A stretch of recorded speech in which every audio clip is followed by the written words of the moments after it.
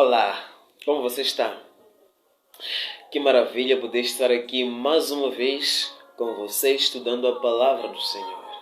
Eu estou aqui para estudarmos juntos e hoje vamos examinar o tema Sinais da Volta de Jesus. Saiba quais são os grandes sinais, não é? Que vão marcar ou estão marcando a volta iminente do Mestre. Que possa você ficar aqui comigo até o final e vamos poder descobrir para que fiquemos atentos. Sabe qual foi a palavra de Jesus quando ele estava aqui, quando ele fala em Mateus 24? Ele fala para que nós possamos vigiar. Mas isso para vigiar precisamos também saber o que é que está acontecendo, não é? Antes de mais nada, eu vou pedir para você para se inscrever aqui no meu canal. Se ainda não é inscrito, deixe seu like, seu comentário, compartilhe para que mais pessoas possam saber desta nova maravilhosa. Antes de tudo também, eu vou pedir para que você feche os seus olhos onde se encontra e nós dois vamos orar. Deus Todo-Poderoso, graças te damos, Senhor. A ti seja honra e glória. Majestoso és tu, nosso Pai, Príncipe da Paz. Estamos aqui, Senhor, mais uma vez com a sua palavra aberta. Abençoe, Senhor, o nosso entendimento para que possamos conseguir compreender as tuas palavras e podemos, sim, nos colocar, Pai, nas tuas santas mãos. Conceda-nos, ó Senhor, a sua iluminação para que possamos entender agora este tema, os sinais da volta de Jesus. É o que nós te pedimos, seu Santo Filho amado. Amém. Muito obrigado. Tem-se falado aí, desde então, os sinais da volta de Jesus, acerca do Apocalipse e tudo mais, mas hoje vamos eu e você examinar, afinal de contas, quais são os sinais. Aqui vamos destacar três, não é? Na parte religiosa, a parte social e a parte natural.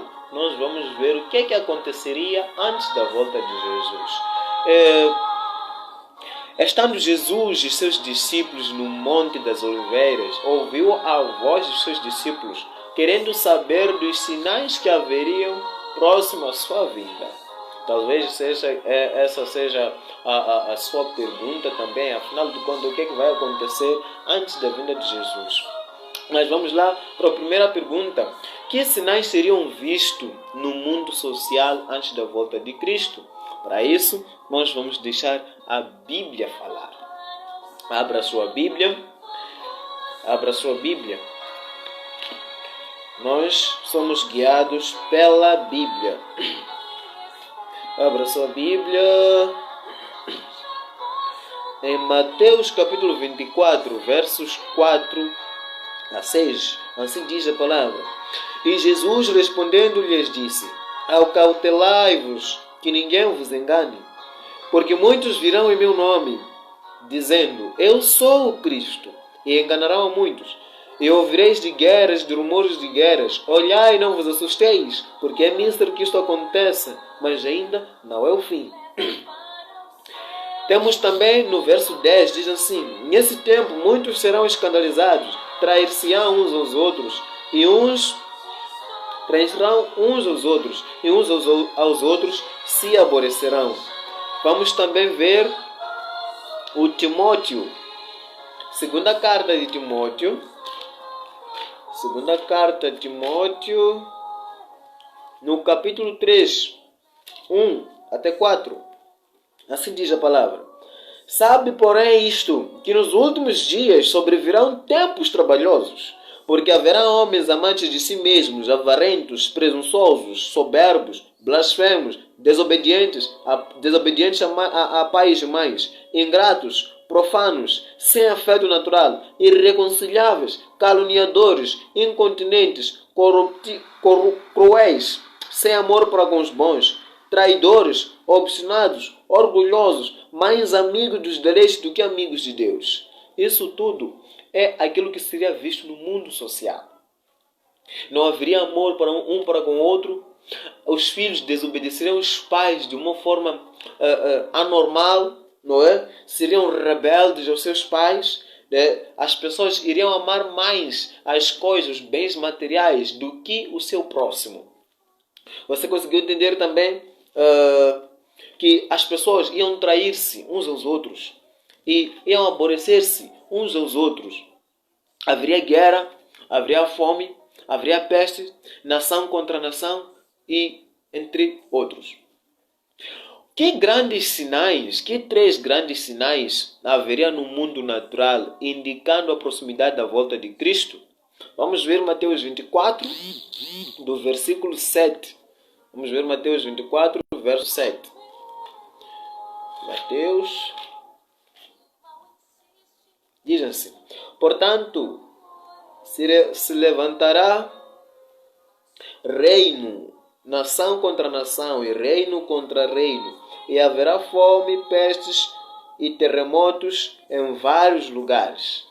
Vamos ver o verso 29, o que nos diz? E logo depois da aflição daqueles dias, o sol escurecerá e a lua não dará a sua luz, e as estrelas cairão do céu, e as potências dos céus serão abaladas. Você conseguiu entender? O sol escureceria, a lua também não daria a sua luz, e haveria terremotos. São esses três grandes sinais que vão marcar a volta de Jesus. Mas, prosseguindo mais adiante, que sinais seriam vistos no mundo religioso antes do retorno de Cristo? A mesma palavra, o mesmo capítulo de Mateus 24, vendo o verso 4 e 5, e 11 e 24. E Jesus respondendo-lhe disse: acautelai-vos que ninguém vos engane, porque muitos virão em meu nome, dizendo: eu sou o Cristo, e enganarão a muitos. Vamos ver o verso 11. E surgirão muitos falsos profetas, e enganarão a muitos. Vamos ver o verso 24. Porque surgirão falsos cristos, falsos profetas, e farão tão grandes sinais e prodígios que, se possível fora, enganariam a muitos. Amigo, eu quero chamar muito a sua atenção, porque este é o tempo em que nós vivemos, em que está cheio de pessoas que se fazem passar por ministro de Cristo, pessoas que se dizem enviado de Deus. Algumas pessoas negam a Bíblia. Algumas pessoas negam a Sagrada Escritura, alegando que Deus fala por meio de profetas, então essa mensagem já é velha, já está caducada, já não serve. Mas eu pergunto para você, quando Deus levantava um profeta, mandava abolir as palavras que os outros profetas já haviam falado? Não. Quando Deus levantou Jeremias, mas disse que a mensagem que Moisés havia escrito já não valia nada? Não. Quando Jesus veio aqui, disse que aquilo que os profetas e Moisés escreveram não tinha mais valor? Não. Então, são pessoas que vêm vestidos com pele de cordeiro, mas que na verdade dentro são lobos devoradores. Destes te afasta. Tem uns aí que andam dizendo que a Bíblia já não serve. Desses, afasta-te. Ainda que digam que fazem cair fogo do céu, grandes sinais, as maravilhas, os milagres, fazer grandes coisas que nunca haviam sido visto um homem comum fazer, são essas coisas que vão atrair as pessoas atrás desses falsos mestres. Então, uma dica que fica é que você tem que ler a Bíblia, conhecer a Bíblia, orar mais daquilo que você está orando, ler a Bíblia mais daquilo que você já está lendo. Qual é a motivação dos falsos profetas ao pregarem a Bíblia? É uma pergunta interessante. Qual é a motivação que os falsos profetas têm ao pregarem a Bíblia? Abra sua Bíblia em 2ª carta de Pedro, capítulo 2, 1 a 3. 2ª carta de Pedro, capítulo 2, de 1 a 3. E também houve entre o povo falsos profetas, como entre vós haverá também falsos doutores, que introduzirão encobertamente heresias de perdição e negarão o Senhor que os resgatou, trazendo sobre si mesmo repentina destruição. E muitos seguirão as suas dissoluções, pelos quais será blasfemado o caminho da verdade. E por avareza farão de vós negócios com palavras fingidas, sobre os quais já de largo tempo não será tardia a sentença e a sua perdição não dormita. Conseguiu entender? A sua motivação é fazer negócio, ganhar dinheiro. Fazem negócio pelas almas, pelas ovelhas de Cristo. Negam o próprio Cristo. Isso eu confirmo para você. Pessoas que negam a Bíblia, negam Cristo, dizem que se você seguir Jesus, você não vai ao céu. Como é que isso pode ser? Você tem que seguir o mestre tal, o profeta tal. É que é o enviado de Deus. Se você não seguir a ele e a mensagem que ele diz, você vai ao inferno. Como é que pode isso, amigo? Então, são palavras fingidas, conforme diz aqui no verso 3, que, e por avareza, amar coisa, não é? Por avareza, farão de vós negócio com palavras fingidas, sobre os quais já de largo tempo não será tardia a sentença, e destes a justiça não dormita. Além desses sinais, que importante sinal Jesus mencionou? Vamos ver no Mateus 24. Abra sua Bíblia. Abra sua Bíblia, Mateus 24, verso 14. Capítulo 24, verso 14. E veja qual é o grande sinal que Jesus mencionou. Capítulo 24, verso 15, assim diz a palavra. Quando, pois, virdes que a abominação da desolação de que falou o profeta Daniel está no lugar santo, quem lê, entenda. O Evangelho, me perdoa, eu li um verso errado, é 14. E este Evangelho do Reino será pregado em todo o mundo, em testemunha a todas as gentes, e então virá o fim. Este é o maior sinal. Quando o Evangelho for pregado a todas as nações da terra, a toda tribo, povo, língua, tudo, toda nação, todo mundo já ter a mensagem de Deus pregada. Não interessa se a pessoa converteu ou não converteu, mas quando esta mensagem for pregada a essas pessoas, então o fim virá. Tenha certeza disso? Paulo fala de um outro evangelho que está sendo pregado. O que fazer para não ser enganado? Paulo fala de um outro evangelho que está sendo pregado. Agora, para não ser enganado, o que fazer? Vamos ver isso em primeira carta de João. Corre lá. Primeira carta de João se encontra depois de Pedro, da primeira carta de Pedro. Desculpa, da segunda carta de Pedro, o livro de Pedro, primeira carta de Pedro, depois você passa e encontra a primeira carta de João, no capítulo 4, e vamos ver o verso 1. Diz assim: Amados, não criais a todos os espíritos, mas provai se os espíritos são de Deus, porque já muitos falsos profetas se têm levantado no mundo. Olha o que João está falando. O João foi um discípulo de Jesus, o qual Jesus amava muito. E ele diz aqui: não creia em tudo que se diz, mas a tudo que se fala, examina. Prove se isso é de Deus ou não é. Porque existem muitas falsas doutrinas que se têm levantado por aí. Já tens a dica. E vamos prosseguir. Por que Deus manda provar se os ensinos são verdadeiros? Por que Deus manda provar os profetas? Vamos ver Mateus 7,15. Abra sua Bíblia em Mateus 7,15. Abra sua Bíblia em Mateus 7,15. E vamos poder ver esse negócio. Por que Jesus manda provar os profetas? Acautelai-vos, porém, dos falsos profetas, que vêm até vós vestidos como ovelhas, mas interiormente são lobos devoradores. Conseguiu entender?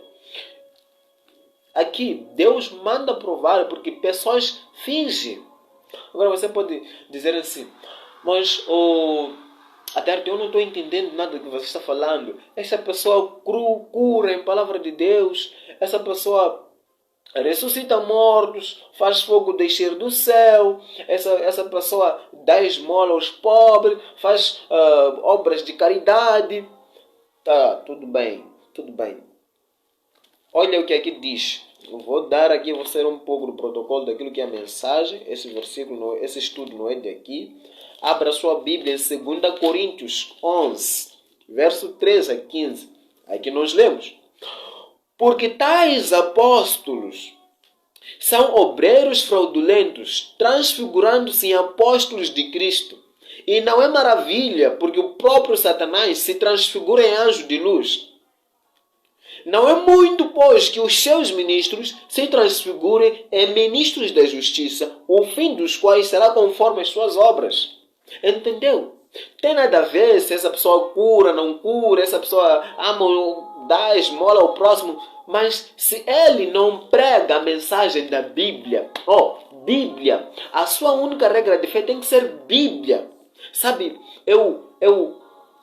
de fato, eu fico muito aborrecido quando alguém vem e não usa a Bíblia para me pregar. A pessoa chega e diz, a Bíblia é velha. Usa a Bíblia, só a Bíblia, somente a Bíblia deve ser seu guia. Somente a Bíblia deve ser sua única regra de fé. Conseguiu entender? Agora, se alguém vem, cura, não cura, a pessoa dá esmola, não dá esmola. Portanto, essa pessoa, se não exalta Cristo, não fala segundo a lei e o testemunho, essa pessoa não é verdadeira. Porque o próprio Satanás se transfigura em um anjo de luz. Então não é maravilha, pois, que os seus anjos, os seus ministros, se transformem em ministros de justiça. Mas para tal, a justiça para ele não tarda. Vamos prosseguir. Vamos ver outro texto. Vamos examinar a segunda carta de Pedro, capítulo 3, versos 16. A segunda carta de Pedro, capítulo 3, versos 16. Olha lá o que diz. 2 Pedro 3,16 diz o seguinte. Falando disto, como em todas as suas epístolas, entre as quais há pontos difíceis de entender que os indoutos inconstantes torcem igualmente as outras escrituras para a sua própria perdição. Consegue entender? Porque a Bíblia tem palavras difíceis de interpretar. O Pedro aqui acaba de falar que existem coisas que são difíceis de entender. Agora, essas pessoas, além de admitir que não conseguem entender, ensinam de forma contrária. Torcem as escrituras. Conseguiu entender? Agora, vamos prosseguir. Como saber se uma doutrina é verdadeira? Abra sua Bíblia em João 7,7. Depois de Lucas, você tem o livro de João. Agora vai no capítulo 7, verso 7.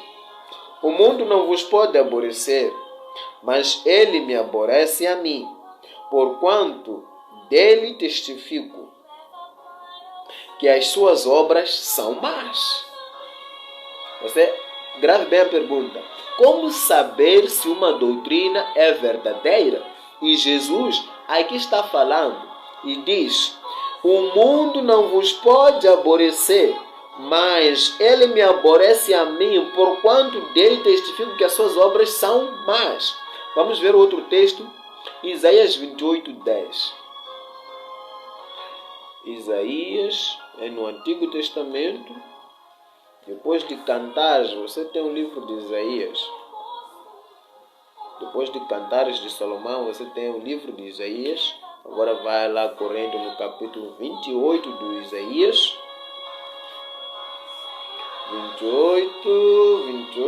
10. O capítulo 10. Porque é mandamento sobre mandamento, mandamento sobre mandamento, regra sobre regra, regra sobre regra, um pouco aqui, um pouco ali.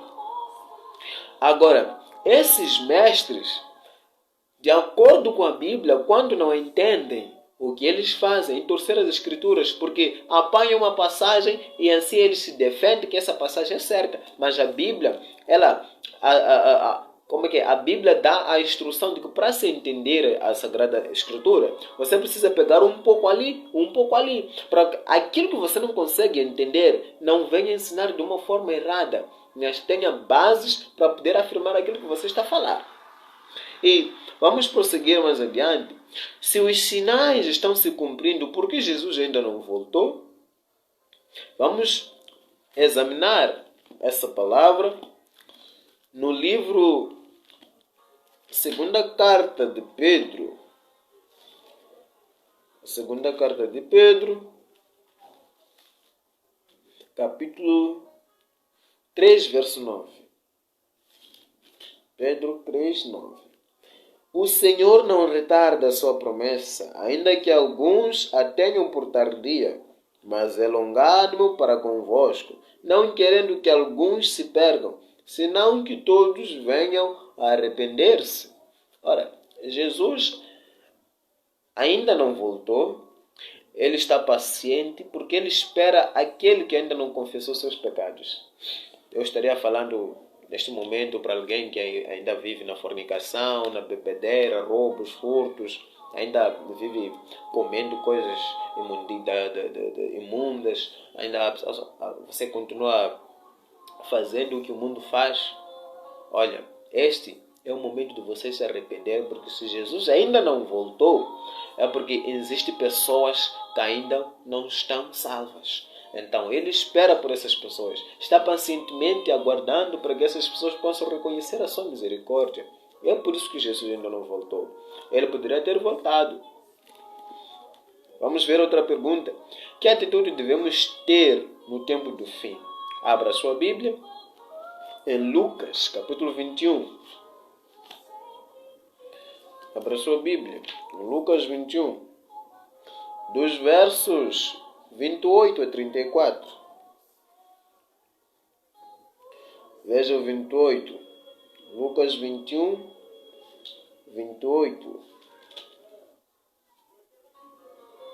Assim diz a palavra. Ora, quando estas coisas começarem a acontecer, olhai para cima e levantai as vossas cabeças, porque a vossa redenção está próxima. E disse-lhes uma palavra. Olhai para a figueira e para todas as árvores, quando já têm arrebentado. Vós sabeis por vós mesmo, vendo-a, que perto está já o verão. Assim também vós, quando virdes acontecer estas coisas, sabeis que o reino de Deus está perto. Em verdade vos digo que não passará esta geração, até que tudo aconteça. Passará o céu e a terra, mas as minhas palavras não passarão. E olhai por vós, não aconteça que os vossos corações se carreguem de glutonaria, embriaguez ou dos cuidados da vida e venha sobre vós de improviso aquele dia. Olha, nós devemos nos preparar. A Bíblia aqui afirma que esta geração não vai passar. E isso é sério, amigo. Esta geração não passa. Jesus em breve estará de volta. Qual é a sua condição? Se ele voltar hoje, você está pronto para ir ao céu? Você está pronto para poder o adorar? Você está pronto para subir com Jesus ao céu? Está escutando esse hino que eu coloquei lá no fundo? Está falando de alguém que está à espera de Jesus, estava à espera de Jesus. Quando ele chegou, disse: sempre eu quis ver o teu rosto como agora. Agora me leva para o céu e vamos subir. Você está pronto para poder subir com Jesus? Vamos seguir. Primeiro, para acrescentar nesta questão, vamos ver o Mateus 6,33. Assim diz: mas buscai primeiro o reino dos céus e a sua justiça, e todas essas coisas vos serão acrescentadas. A coisa que nós todos os dias devemos fazer, todos os dias, é poder orar, pedir a Cristo para que nos conceda a sua graça, que nós vivemos conforme a sua vontade. Buscar aquilo que é do reino. Orar para ter a bênção que é do reino. Não para ficarmos comendo de qualquer maneira. Assim, encontrou aquela palavra, quando eu li aqui, não se encarregue de glutonaria, embriaguez. Glutonaria fala de alguém que come do apetite pervertido, não tem, ele só come. Não sabe se está sácio ou não está. Mas vamos prosseguir um pouco para chegarmos no nosso término. Vamos prosseguir para chegar no fim. Abra sua Bíblia em Apocalipse. Esta é a última palavra para você nesta gravação. Apocalipse 3:20. E diz assim: escutem, eis que eu estou à porta e bato. Se alguém ouvir a minha voz e abrir a porta, eu entrarei em sua casa, ele ceará comigo e eu cearei com ele. Conseguiu? A porta do Senhor, a porta do seu coração está aberta para o Senhor? Você está disponível para Jesus entrar em sua vida e fazer uma transformação? Te preparar para que quando Ele voltar, Ele te encontre pronto e te leve junto com Ele para o céu? Que o Senhor possa abençoar grandemente o seu dia. Nos vemos na próxima vez.